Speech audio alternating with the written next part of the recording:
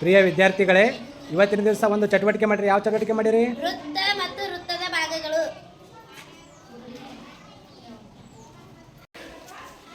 ನಾನು ವೃತ್ತ ಸಮತೋಲನ ಒಂದು ಸ್ಥಿರ ಬಿಂದುವಿನಿಂದ ಸಮಾನಾಂತರದಲ್ಲಿರುವ ಎಲ್ಲ ಬಿಂದುಗಳಿಂದ ಆವೃತ್ತರಾಗಿರುವ ಸಮತಲಾಕೃತಿಯನ್ನು ವೃತ್ತ ಎನ್ನುವರು.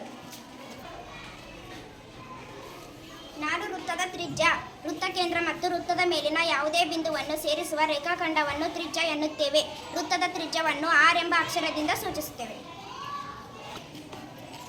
ನಾನು ವೃತ್ತದ ವ್ಯಾಸ, ವೃತ್ತ ಕೇಂದ್ರದ ಮೂಲಕ ಹಾಗೂ ವೃತ್ತದ ಮೇಲಿನ ಯಾವುದಾದರೂ ಎರಡು ಬಿಂದುಗಳನ್ನು ಸೇರಿಸುವ ರೇಖೆಯನ್ನು ವೃತ್ತದ ವ್ಯಾಸ ಎಂದು ಕರೆಯುತ್ತೇವೆ. ನಾನು ವೃತ್ತದ ಮೇಲಿನ ಯಾವುದಾದರೂ ಎರಡು ಬಿಂದುಗಳನ್ನು ಸೇರಿಸುವ ರೇಖಾಖಂಡಕ್ಕೆ ಜ ಎನ್ನುವರು. ಇದರಲ್ಲಿ ವೃತ್ತದ ಅತ್ಯಂತ ದೊಡ್ಡವಾದ ಜ ವ್ಯಾಸವಾಗಿರುತ್ತದೆ. ನಾನು ವೃತ್ತದ ಕಂಶ, ವೃತ್ತದ ಪರಿಧಿಯಲ್ಲಿ ಯಾವುದೇ ಮೂರು ಬಿಂದುಗಳನ್ನು ಸೇರಿಸಿದಾಗ ದೊರೆಯುವ ವೃತ್ತ ಭಾಗವನ್ನು ವೃತ್ತ ಕಂಶ ಎನ್ನುವರು.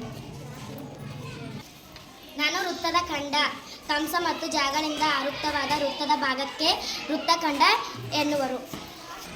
ನಾನು ತ್ರಿಜ್ಯಾಂತರ ಖಂಡ, ಒಂದು ವೃತ್ತದ ಜೊತೆ ತ್ರಿಜ್ಯ ಮತ್ತು ಒಂದು ಕಂಸದಿಂದ ಆವೃತ್ತವಾದ ಪ್ರದೇಶಕ್ಕೆ ತ್ರಿಜ್ಯಾಂತರ ಖಂಡ ಎನ್ನುವರು. OKMNO ಇದು ತ್ರಿಜ್ಯಾಂತರ ಖಂಡ.